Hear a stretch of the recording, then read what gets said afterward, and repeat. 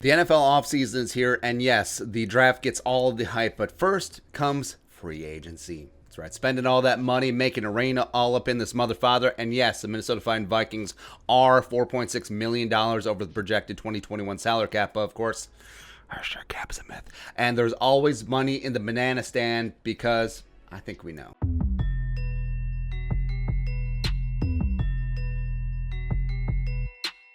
And the Vikings could and should free up some money and be players in free agency, or at minimum have one big shot across the bow. And we asked the community, what's the one free agent that you're standing on the table for? Like, I need this more than oxygen. And we got quite a few: Leonard Williams and Patrick Petersons and Trent Williams if he gets there, or Ndamukong Suh or Kenny Galladay, Brandon Scherf if he gets to free agency as well. But I think we need to go Occam's razor, because the simplest solution always is the best one.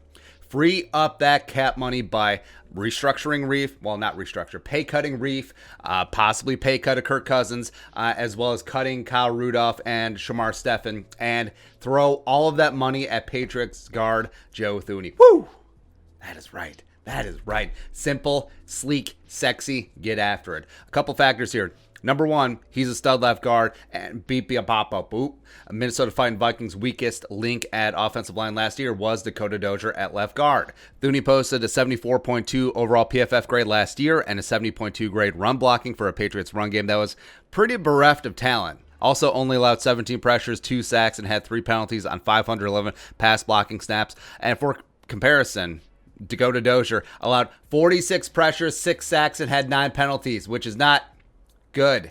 Not great. And Thuney was worth every single penny of that franchise tag they played on last year for the Patriots. Solid anchor, great technician, phenomenal movement skills. Will likely break the bank in free agency. Will probably get 15, maybe even 16 million per year in open free agency, probably on a 3 or 4 year deal with a significant portion guaranteed. And I think that he will be the highest paid guard in the NFL until Quentin Nelson gets paid. But do it. Do it. Yes, you could spend the number 14 overall pick or wherever you select in the first round after you trade down on interior offensive lineman. I do like Elijah Vera Tucker. Rashawn Slater is going to be a dude in the unlikely event that he falls that far. Wyatt Davis at 14? Seems like a little bit of a reach after the injury. He may start his rookie season on the pup. So no one is going to slap right away like Joe Thuney. That's just facts. Also, using that high draft pick on a guard means that is one less pick that you can use on a defensive tackle, safety, wide receiver, cornerback, edge rusher, linebacker, etc.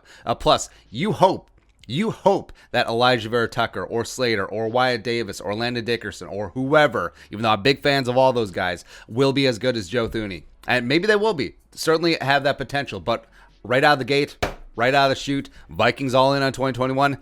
Nah, Joe Thuney is good right now. And you can clear the decks and get money to go get him. Plus, we mentioned the Kirk Cousins pay cut. It'd be like, hey, Kirky, you look at Russell Wilson, where he's a little bit tired of getting smacked around, right? He's the same age as you, came in the same draft class in 2012. Would you like just a little bit more protection? Just a little bit, like you saw last season. Actually, frankly, your entire tenure here with the Minnesota Vikings, that offensive line, So how about we solve the weakest link? Dakota Dozier, you're the weakest link. Bye-bye. And then bring in Joe Thuney. That's right. But you just have to take a little bit less. Take a little bit less this year and reduce your $35 million base salary in 2022. Just a little bit, huh? How about that? Would you like that, Kirk? Would you like that, indeed? Plus, given the composition of the draft class this year, you will be able to find some nice 3-tech help in day 2 in that range. So you could, screw it. Go Barmore round 1. If you want to take him at 14, great. If you want to trade down, still get him, awesome.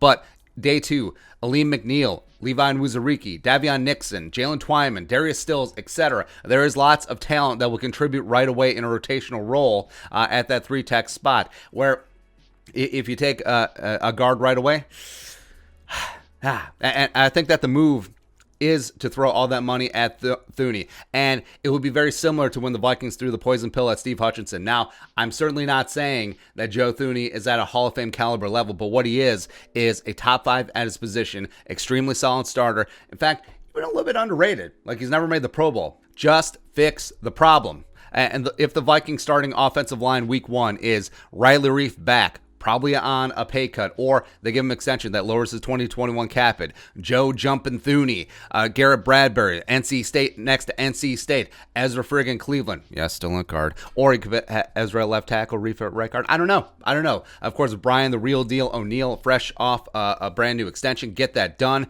That's a Super Bowl caliber offensive line. And that's not being hyperbolic, man. That's just facts. Definitely spend some mid-round draft capital for young guys to compete with Oli Udoh and Kyle Hinton and Blake Brandel for sure, but the Vikings offense will do some major damage. Imagine Dalvin Cook behind that offensive line. Imagine Kirk Cousins actually having time to drop bombs to Justin friggin' Jefferson and Irvin, Gronklin, and Thielen. Oh my, the Vikings will do major damage with that pipe-hitting veteran offensive line. So sack up, pun intended. Find the money, throw it all at Joe Thuney or Brandon Scherff.